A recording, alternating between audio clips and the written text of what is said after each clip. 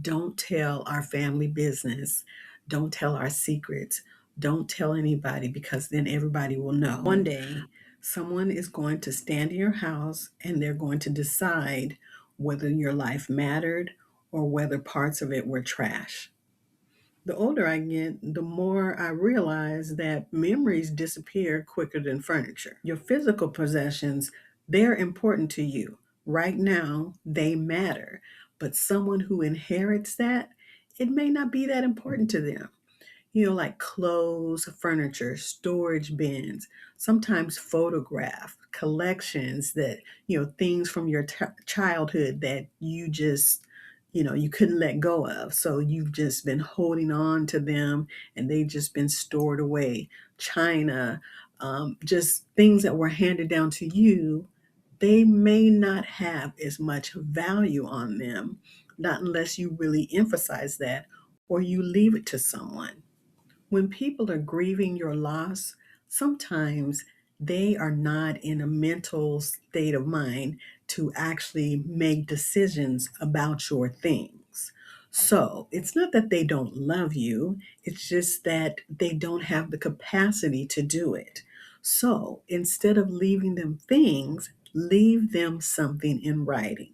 Leave them a small little short book that they can go back and read some of your stories, some of your experiences, some of your recipes, just things that you never shared with them, but they can have it and hold on to it forever. Things that survive you are like the stories, voice recordings, recipes, just videos maybe that you might have. But if you put that all in a book, someone can have it. The voice recordings, maybe you just make sure that they're on a CD or they've been kept like in the cloud or what have you. Someone has all of those little memories that you have stored somewhere so that they can go back and listen to the story as you told it, as you said it, right? They can hear your voice. So that's one way of keeping your story alive, your memory. And so that way, if they don't have the tangible physical things, they will have your voice as a memory. Some things that you could share, in this memory, in this book, you could say, things that you struggled with, love stories, your favorite place that you went to. And of course, I'm always talking about recipes because, we've heard someone say before, oh, mama had this recipe and it was so good, but I can't make it like she made it. And it's because you didn't leave the recipe with all the secret ingredients, right? So this is a way to just pass on what you've been doing all along, what you treasured in your heart.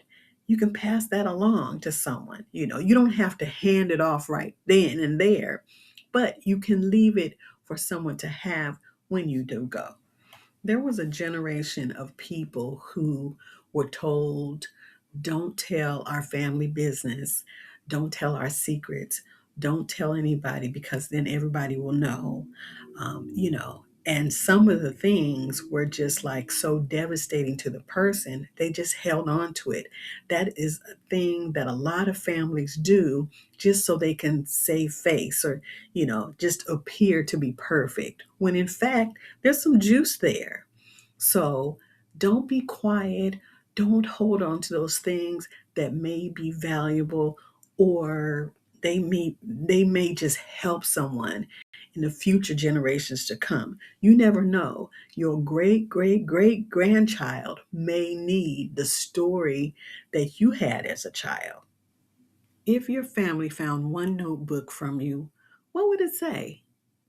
Right? What would they get from that story? And how do you want to be remembered? So start writing, start jotting down those stories. And if you cannot tell them now, record them and then tell someone, hey, when I pass away, share this with the family.